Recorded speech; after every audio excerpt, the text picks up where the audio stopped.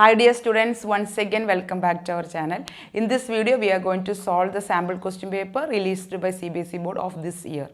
Okay, let us move to the first question. Find the ratio of LCM and HCF of the least composite and the least prime number.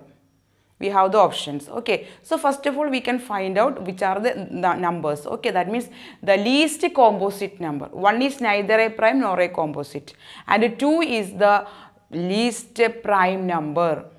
Okay, prime number means only two factors, one and itself. So 2 is the least prime number and 3 is also a prime number. Okay, and next comes 4. 4 is the least composite number. Composite number means numbers having factors more than 2. Okay, that means 4 has one factor, 2 is a factor, and 4 itself is a factor of 4. Okay, so 4 is the least composite number and 2 is the least prime number, and that is the only even prime number. All the remaining prime numbers are odd numbers. Okay, now let us continue with the question. We have to find out the HCF and LCM. Okay, so first we are going to find out the LCM of 4 and 2. Okay, and see children, here we are finding the LCM of 4 and 2 or 2 and 4. Okay, see, since here 4 is the multiple of 2, this we have a very important result, multiple will be the LCM. Okay, so the LCM of 2 and 4 is 4. What is the reason children? 4 is the multiple of 2. If 3 and 9 will be the LCM because 9 is the multiple of 3. Clear? Okay. And the HCF, we should get to the HCF of same numbers 2 and 4. Here also we have a result. That means if two numbers and one is a multiple of other, the number will be the HCF. Here 2 will be the HCF. That point is clear. So 2 is the HCF of the given number. That means that number, the least prime number and the least composite number. And what is asked? The ratio of. See, if the question based on ratio, the order is very important. Okay, the LCM and HCF. So here LCM is 4. We have seen already. So 4 divided by 2. Okay, so 2 in 2 one time and 2 in 4 2 times. So 2 is to 1. Yes, second option is the correct option. Clear children? Now the second question. The value of k for which the lines 5x plus 7y equal to 3 and 15x plus 12y equal to k coincide. This is the question from pair of linear equations in two variable. Okay, so in order to get the value of k, the condition is this line should coincide. So what is the condition children? That is a1 by a2, a1 by a2 equal to b1 by b2 equal to c1 by c2.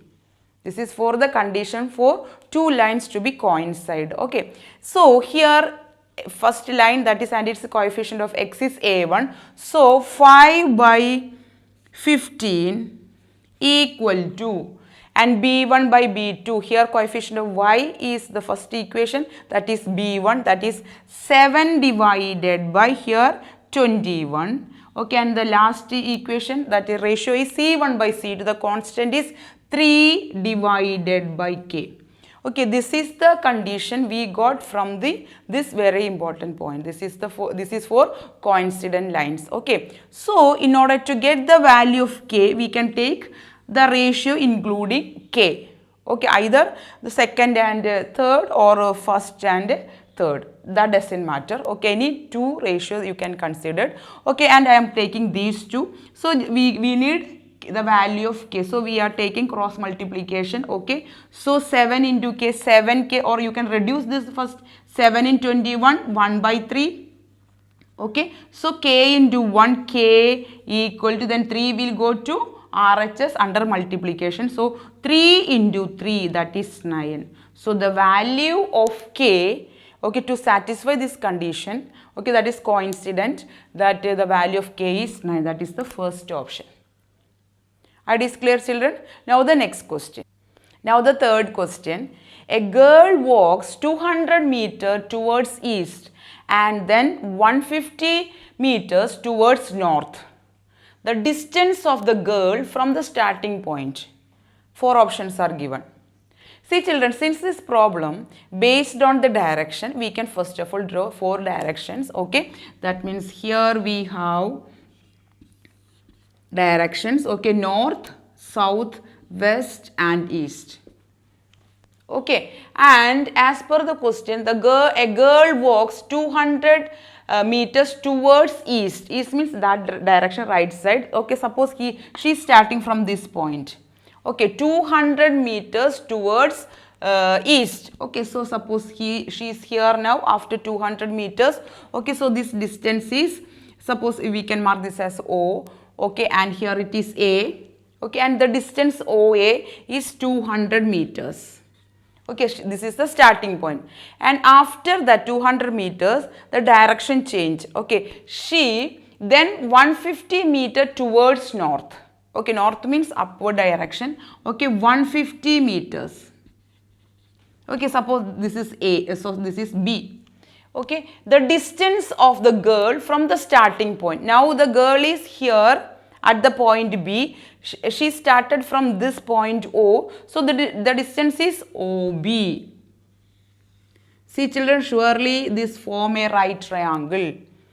Okay, and you can apply Pythagoras theorem in order to get the distance covered by the girl. Okay, after covering 200 meters towards east and 150 meters towards west, OB denotes the distance, okay, of the girl from the starting point. Okay, so OB square of the hypotenuse is equal to sum of the squares of other two sides, that is 200 square plus 150 square. Okay, and 200 square, that means 4 square is 2 square is 4 and double 0, so we have to write 4 zeros. Okay, and plus 150 square 15. Find out the square of the non-zero number. 15 square is 225 and 1 0, so in square having 2 zeros. Okay, all the square numbers will have even number of zeros. Okay, that is very important clue. So after adding, we have now 22, 5 double 0 and 4 with 4 0. Okay, so on adding you will get that is, see, this is the value 62 5 double 0. Okay, this is OB square, but we need the distance OB, that means take the square root 625 double 0. Okay, as usual, just I mentioned, a square number always end with the even number of zeros. Okay, a number having odd number of zeros, it never be a square number. Okay, see, as next we are getting, in order to get the square root, 625. Find out the square root of the non-zero number. 625, 25 into 25. Okay, so 25, and this can be written as 625 into 100, and its square root of 100 is 10. So 250. What I said is, children, you can write this split this as 625 into 100. 625 is 25 into 25. So when you take that 25 from that pair, in its square root only 125, and 100 10 into 10, so 110. So 25 into 10 will give you 250 meters. Okay, and that you can see in the option B. So option B is the correct answer. That is clear, children.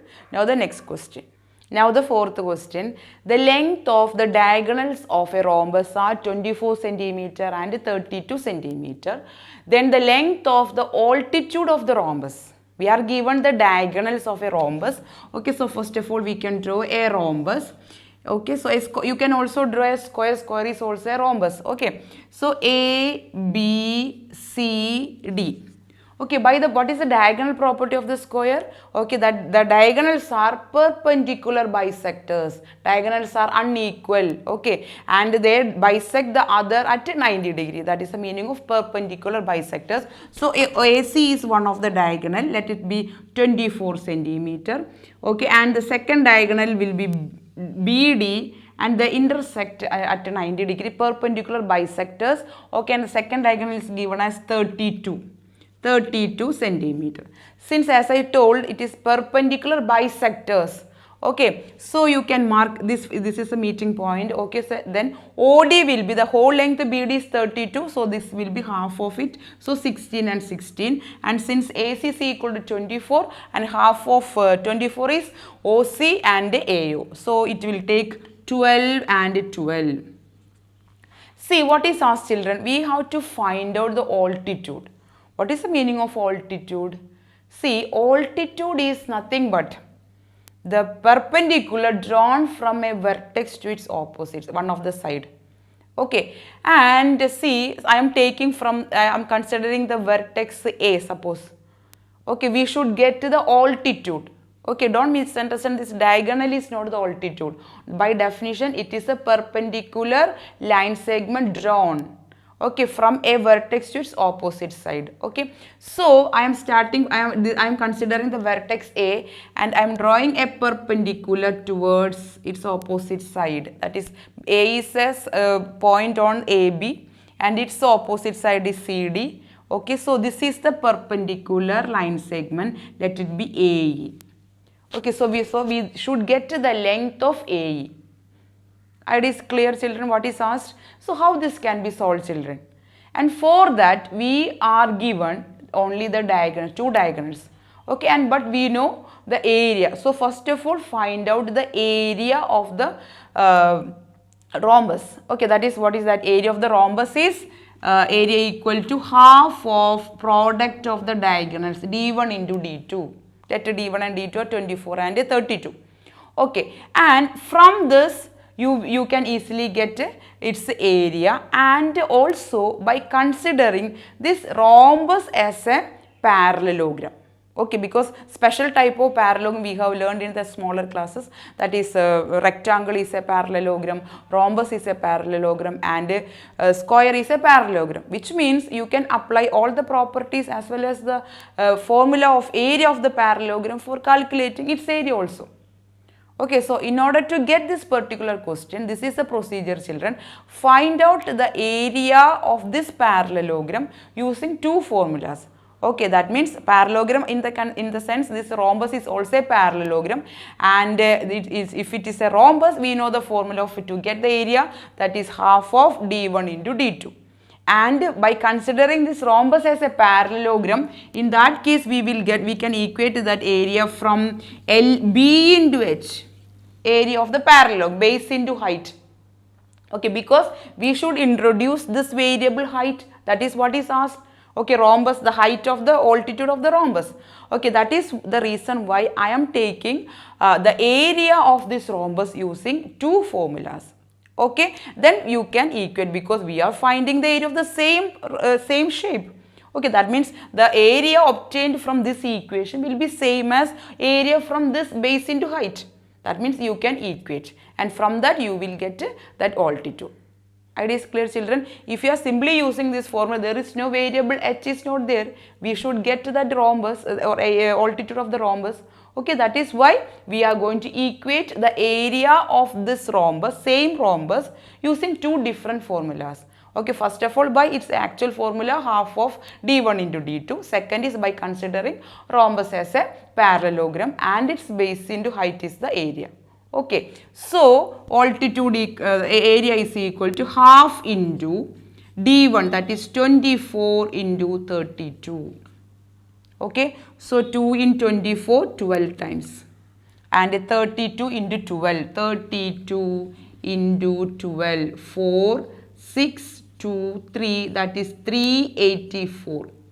Okay, this is the area using half of D1 into D2, 384 centimeter square.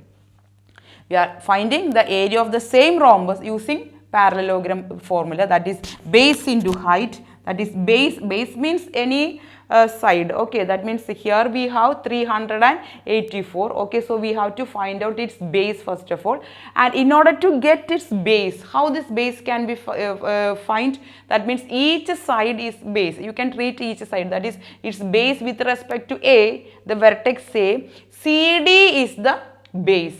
Okay, and since it is a rhombus, all sides are equal.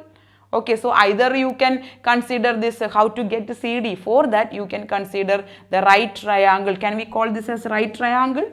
Why? Because because it is a perpendicular bisector, so this angle will be 90 degree. Or you can take this right triangle, this triangle, all 4 right triangles, you will get the side, any of these 4 right triangles. Okay, so if you want, you can consider this. We know the side, that is OD, that is equal to 16, and this is equal to OC equal to 12. Okay, and in order to get, again we can apply Pythagoras theorem. Okay, why? Because we should get a base. In order to get that area using base into height, we should first of all find base. Okay, and for that I am going to consider each triangle as right triangle, and by applying Pythagoras theorem. Okay, so here CD is the hypotenuse. Okay, so CD square equal to, that is OD square and OC square, that is 16 square plus 12 square. 16 square is 256 plus 144 is the square of 12. Okay, so you will have, by adding 64, you will get 400, right? 0, 400. This is CD square. Okay, we need the base or the side, that is CD. Take its square root, that is 20. Okay, so you can write in place of base 20, each side equals 20 because it's a rhombus. 20 into height. Height is what we need. Okay, height. Okay, as we considered the same shape to get its area, which means the area used from this equal to this. That means in the next step I am going to equate these two quantities. Okay, since we have considered area. Okay, that means you can equate its RHS, that is 384 equal to 20 into its height, base into height. Okay, so from this, height is equal to 384 divided by 20. Okay, so that you can divide with both are even numbers, either with 2 or you can divide with 4. Okay, so we can divide with 4. Okay, 4 in 32, that is 9. 9, that is 9 4s are 36, and 2 is the remainder, and in 24 6 times, and here you will get 5. Okay, 4 5s are 20. Okay, and we can divide 96 with 5. Okay, 5 in 9 1 time, remainder 4, and in 46. Okay, 5 in 46, 9 times 45, and 1 is the remainder. We can put the decimal point, and 1 can be treated as 10. So 5 in 10, 2 times. So 19.2 is the height or the altitude of this rhombus. Okay, that you can see this last option, that is D. 19.2 is the altitude. Concept is clear, children? Okay, now we are moving to the fifth question. Now the fifth question. 2 fair coins are tossed. What is the probability of getting at the most one head?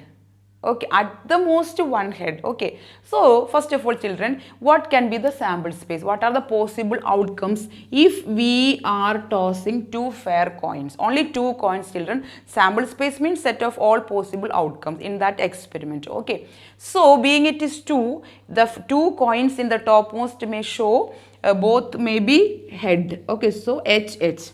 So one head and another one tail may be the second choice.